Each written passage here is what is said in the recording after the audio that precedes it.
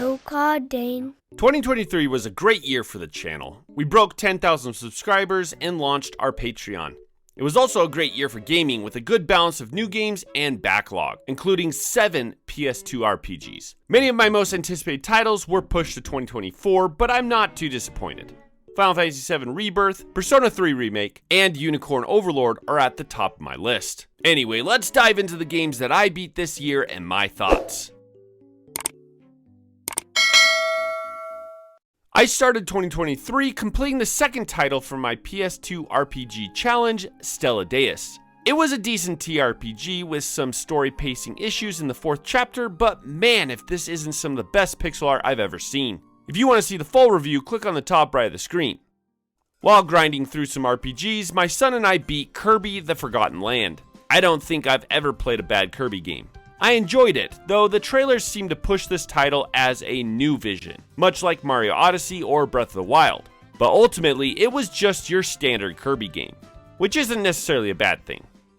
While playing Kirby, I was also playing Yoshi's Woolly World with my wife. We loved Kirby Epic Yarn, and this has been on our list for a long time. Unfortunately, co-op aspects didn't work very well here. There were many frustrating moments where we killed each other on accident. Kirby Epic Yarn had an "oh sh" button that worked well for my wife, who isn't a gamer, but Yoshi lacked that feature. The next game on my PS2 RPG list was Puzzle Quest. I had high hopes here and felt that its unique genre blend of puzzle game and RPG would appeal to me. It did not. This game was grindy and mundane with some of the cheapest looking character art I've ever seen. Sure, the puzzle mechanic was fun, for the first hour or so, but 20-ish hours in, my brain nearly turned to mush. Luckily, I immediately jumped into my next PS2 title, Shadow Hearts, and had the entirely opposite experience. The only thing that didn't age well here are graphics. This game's story, gameplay, and theme are perfect, an absolute must-play for fans of PS2 RPGs. While playing Shadow Hearts, I also started picking away at The Legend of Heroes: Trails from Zero. I started with the Cold Steel series, so going backwards was admittedly hard. The simplified game mechanics hurt the experience for me. It didn't help that the story in Zero is very light, almost a prologue for Azure, so my interest waned. At the end of the day, I'd say it's my least favorite game in the Legend of Heroes series. After beating Kirby, Jet and I jumped into our next co-op title and the next game on my PS2 list, Baldur's Gate: Dark Alliance. Dark Alliance was fun. I'm glad I played co-op, or else it would have been rather boring. It's a stripped-down Diablo clone, and that's all I can really say about it. The next game I beat became my game of the year at this point, and man, was it awesome. Star Wars Survivor is the single best Star Wars game to date. They took the formula established in Star Wars Fallen Order and expanded it immensely. Open world exploration, 5 different lightsaber stances, dozens of cosmetic items, and a gripping continuation of the story. The only thing that was a little hard was the awkward pivot in the story at the end, but that's minor. This game is amazing and I highly recommend it. Another game I highly recommend is Shadow Hearts Covenant. This sequel to Shadow Hearts is a masterpiece relegated to the PS2. The game mechanics, characters, and story, at least the second half, are treasures of gaming. As of this video, Shadow Hearts Covenant is the best PS2 RPG I've played for the challenge. I attended a conference in San Francisco this year, and while there, I beat a tiny mobile game called Oh Edo Town. It's pretty much feudal Japan SimCity. It worked great for what it was, a quick distraction on a plane.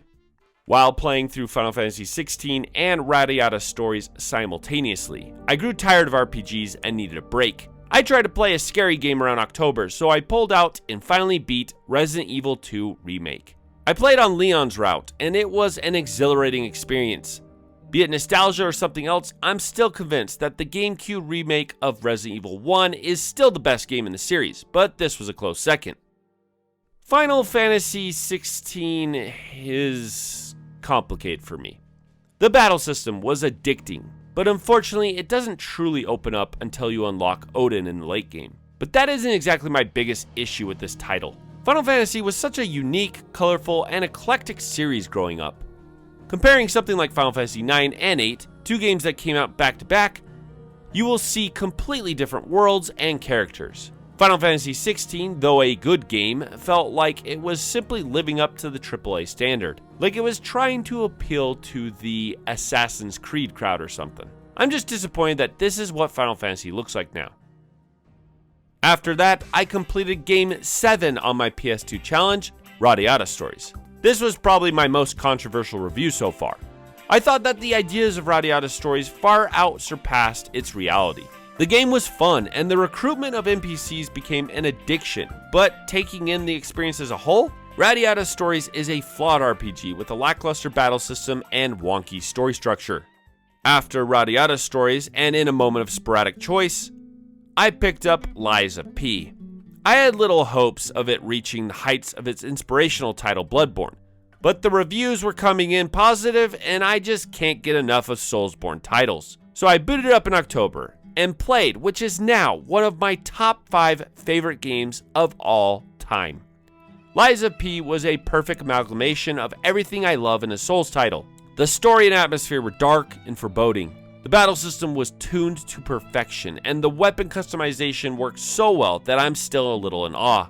Lies of P deserved Game of the Year in my opinion, and it was absolutely my game of 2023.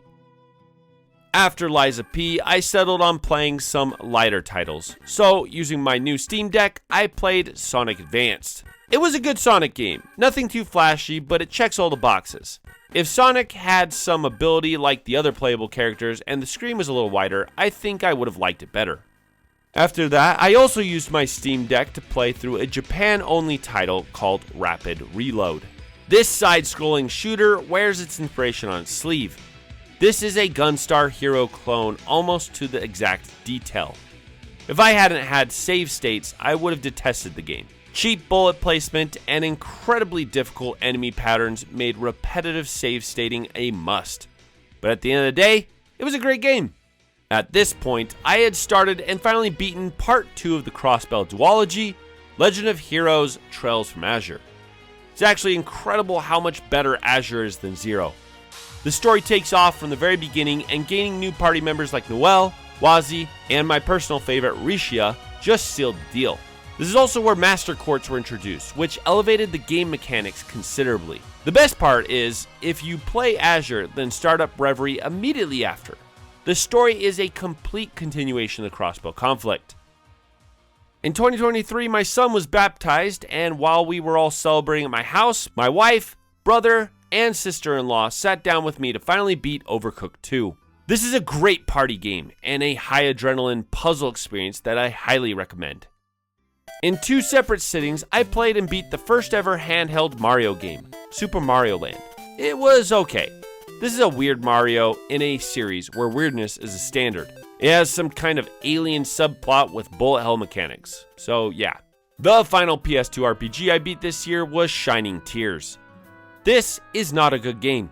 It's simplistic, and the mechanics are completely monotonous. The only real saving grace here was the fact that it had co-op play, so my son could suffer through it with me. And to wrap up the year, I played the crowning achievement of Falcom's Trails series, Trails into Reverie. I'm a newcomer to the series and haven't played through the Trails in the Sky trilogy, but playing both Trails of Cold Steel and the Crossbell duology made this final volume such a unique experience. Sure, the story is kind of weak and it seems to regurgitate previous story beats from earlier titles, but all of this is forgiven when you consider the Reverie Corridor. The Reverie Corridor is a Trails playground with all of the mini-games, including my personal favorite, Vantage Master, as well as a randomly generated dungeon that rewards the player with gacha-style item drops. These can range from usable characters to aesthetic items and endgame equipment.